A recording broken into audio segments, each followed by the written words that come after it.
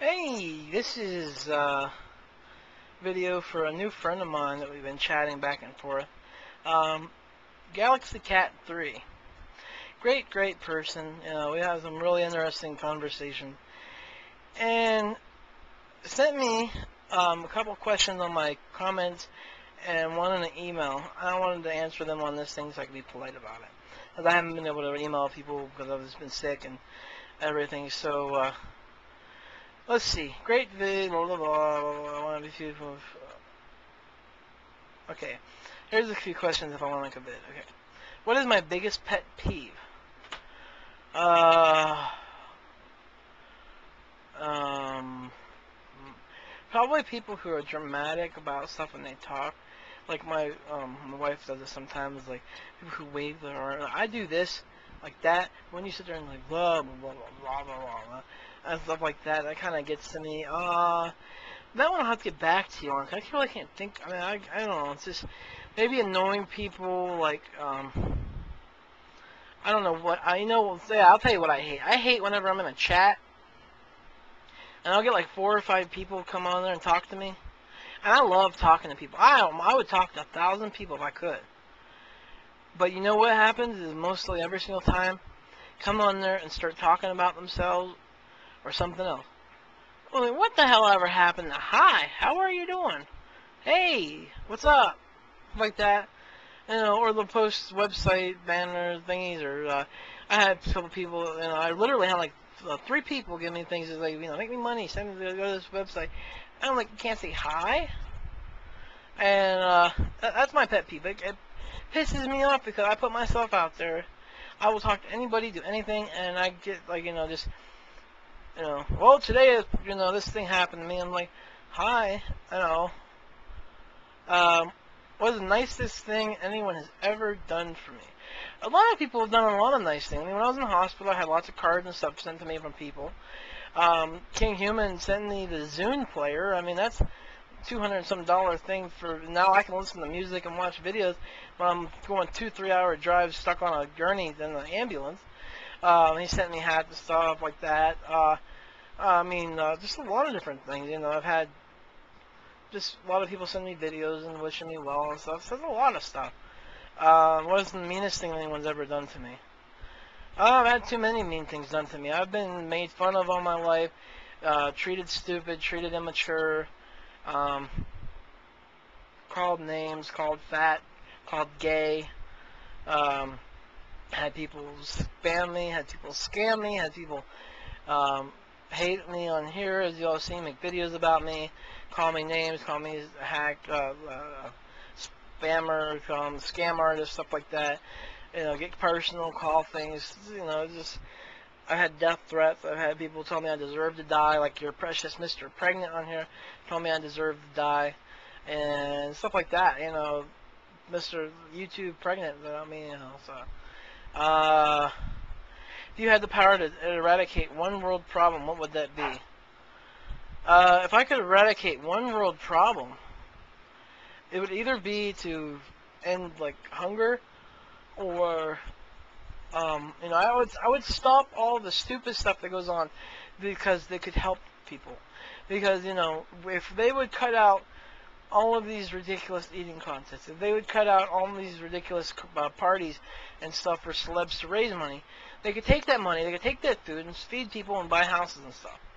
I would make it, so we have equal opportunities for everywhere. I'd make it so we have equal things for everybody because, I'll hear every single day, I hear about billions of dollars going over to other countries and for aid and everything. And then when I was in like West Virginia before I drive by, I'd watch people eating out of the dumpsters, stuff like that. I have nothing against other countries, but when I see them eating out of a dumpster and then somebody else getting help and stuff, it kind of upsets me. I would make sure everybody get taken care of. What would be the best thing about being a pastor? Oh, that's one thing that's going to be coming soon. Be able to talk to more people with a wider, broadened horizon. I want to be able to spread love and faith and everything. I don't want to be pushful. I will never be pushing and force my religion on people. And, I just want people to understand how much I love them and God loves them, and give them faith and happiness and love, and not seem like a pushing father type ass. I don't know what you say. And most challenging thing about being a pastor is going to be getting people to accept me, especially Christians, because a lot of people would find my views a little messed up, or cafeteria or something like that, because how many people I accept and what I do and how I'm going to dress. I'm going to be wearing spikes and cool stuff. I'm not going to wear Satan things. I'm not into that stuff. But some people just say, Harry Potter's evil, blah blah blah blah blah, or that's evil. You got a skull on your shirt or something.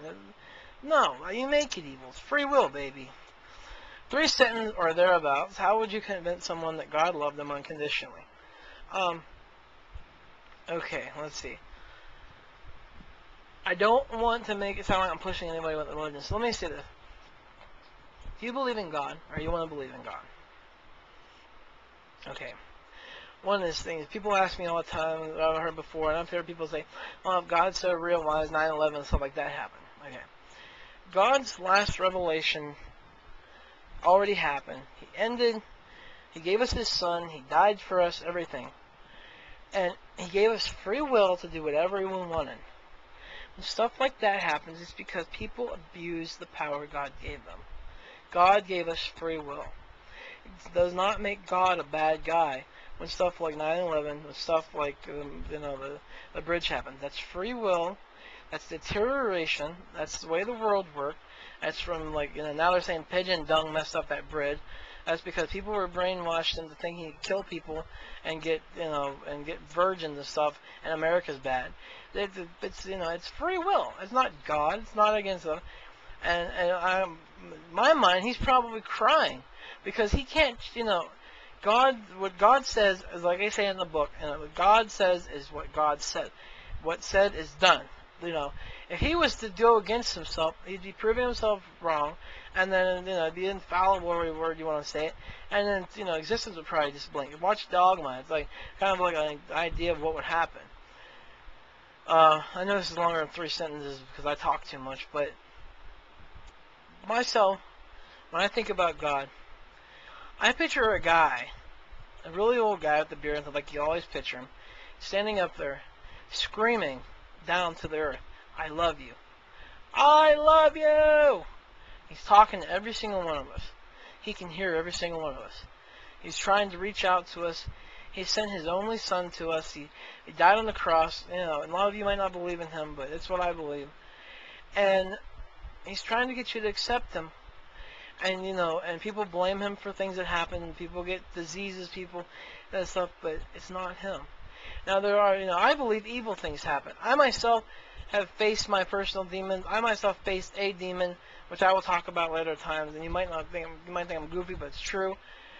But you need to understand too is that free will, and what God gave us was free will. It happened. This stuff happened. It can't stop evil from happening. Evil happens because where there's good, there's evil. And sometimes if evil can take over us, then it can hurt us and it can make us do crazy things. So when you see someone you love dies, don't blame God. He's crying for them as much as you are, because He gave them, He gave us free will. When somebody murdered, don't blame God for that. When something happens like 9/11, it's not God's fault. It happened. Okay, He's crying for that. But He does send miracles. He does send love. He does send peace in your heart if you accept Him. If you accept God into your heart, and if you believe in Christ, accept Christ in your heart, you can be saved. You can be, felt so great, and you can have a wonderful life, and things can be easier. He does, the baddest things get. I mean, look at me. Look at all the things that happened to me, and I'm right here saying I'm alive because God doesn't give you enough, and you can't deal on your own. You might have problems, but guess what? God made the doctors to help you. If you have mental problems and you can't, be around yourself by yourself and you hurt yourself, God made the hospitals and the doctors to help you. When they say that people go against their religion, they go against doctors and stuff, they're expecting God to heal them. That's testing God in my book. You can't expect God to take away your cancer. That's a miracle. But God gave us the doctors. God gave us I'm not a Scientologist, but He gave them the brilliant minds to come up with medicines that take away things. came up with the things to make different things for transplants and stuff. Who do you think made all that? Okay, trust me. But all I'm saying is, if I want to explain God, it's love. Time's up. Goodbye. I love you all. God bless. Bye-bye, Galaxy Cat.